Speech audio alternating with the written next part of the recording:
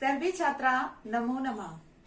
मैं ज्योतिका कपूर आपकी संस्कृत अध्यापिका हूँ और आज की संस्कृत की कक्षा में मैं आपका स्वागत करती हूँ।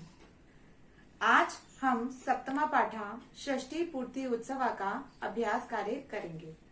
तो चलिए शुरू करते हैं। सप्तमा पाठा षष्ठी पूर्ति उत्सवा पुनरावृत्ति कार्य। पुनरावृत्ति अर्थात एक बार फिर से पाठ की दोहराई। बच्चों, ये पाठ दो मित्रों के संवाद पर आधारित है जिसमें मानस और यज्ञ हैं। मानस यज्ञ को अपने घर में आने का निमंत्रण देता है क्योंकि उसके दादाजी का 60वीं वर्षगांठ का उत्सव होता है। तो यज्ञ उनके घर में प्रवेश करता है। वहाँ पर दादाजी को 60 वर्ष के होने पर वो शुभकामनाएं देता है, उनके चरणों को स्पर्श भी करता है और उनके लिए पुष्प भी देता है। यज्ञ मानस के पिताजी से भी मिलता है और उनकी माताजी से भी मिलता है। वहाँ पर उत्सव में शामिल होकर वह वहाँ भोजन भी करता है और मानस की माताजी यज्ञ से मिलकर बहुत ही प्रसन्नचित होती है। तो संपूर्ण पाठ जो है इसी कथा पर आधारित है कि दादाजी का 60 वर्ष का उत्सव किस प्रकार मनाया गया। इसके बाद हमने बच्चों अभ्यास कार्य किया। अभ्यास कार्य में हम एक पदेन और पूर्ण वाक्य की आज फिर से दोहराई कर रहे हैं। प्रश्न 6 अभ्यास कार्य एक पदेन उत्तर। कहा 60 वर्षा भविष्यति, कौन 60 वर्ष का होगा? पितामह अर्थात दादाजी। पितामह कस्मै आशीर्वादम यच्छति, पितामह किसको किसके लिए आशीर्वाद देते हैं? यज्ञाय यज्ञ के लिए।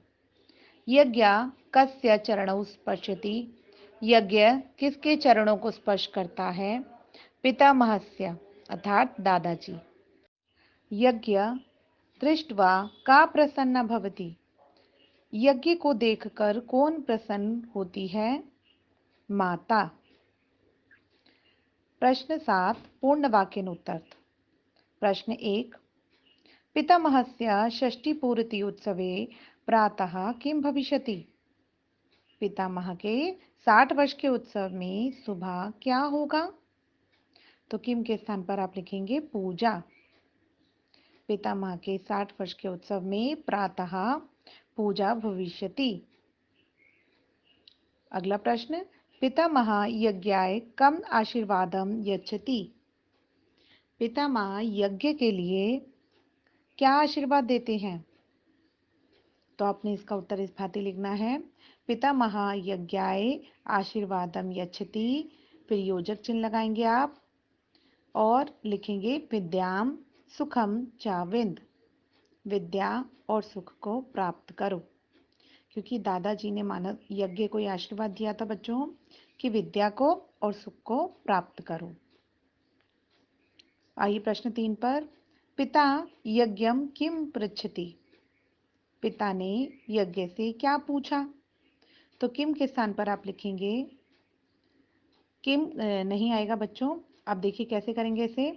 पिता यज्ञम पृच्छति, पिता यज्ञ से पूछते हैं, तत्पश्चात आप योजक चिन्ह लगाएंगे और आप लिखेंगे अध्ययनम कथम भवति, अध्ययन कैसा हो रहा है?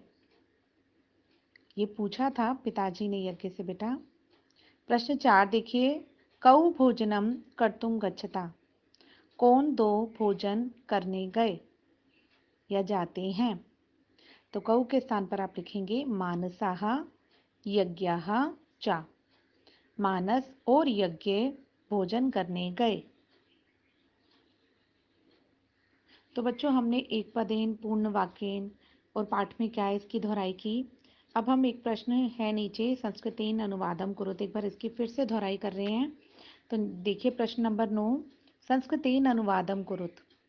माधव मित्र को फूल देता है, माधवा मित्रम पुष्पम यच्छति, मित्र को देता है इसलिए हमने द्वितीय भक्ति का प्रयोग किया। आइए भाग 2 पे। जन्मदिन की शुभकामनाएं, जन्म दिवस्य शुभकामनाः, क्योंकि शुभकामनाएं बहुवचन में हैं इसलिए हमने शुभकामनाः संस्कृत में भी बहुवचन में लिया। आइए भाग 3 पर सफल हो वो उन्नति करो। सफला भव उन्नति कुरु। आप यहाँ पर उन्नति कुरु भी लिख सकते हैं, प्रगति कुरु भी लिख सकते हैं। दोनों ही विकल्प जो हैं उचित होंगे। आइए भाग 4 पर आज माता बहुत खुश है। जैसा कि मैंने पहले भी बताया कि है में बिंदी नहीं आएगी, क्योंकि माता हमारी कर्ता जो है वो एक है, एक वचन में है।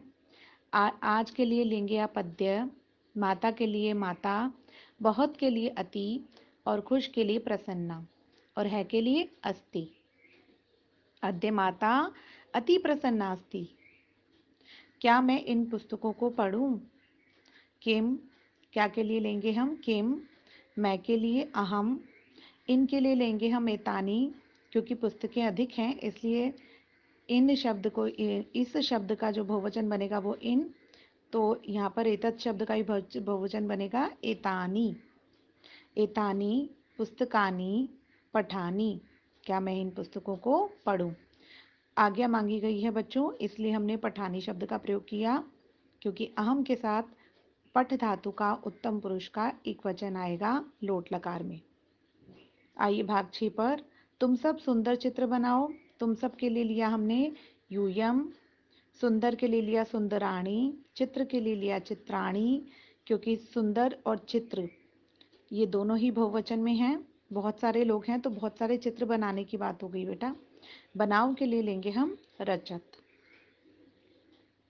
मैं आशा करती हूँ बच्चों कि आपने इस पाठ की पुनरावृत्ति, जो आज मैंने बहुत ही महत्वपूर्ण प्रश्न हैं उनकी दोहराई कराई है, वो आपको अच्छे से समझ आ गई होगी। आपका गृह कार्य केवल इतना है कि आपने प्रश्न 6, प्रश्न 7 और प्रश्न 9 आपकी कार्य पुस्तिका में इनको पूर्ण करना है।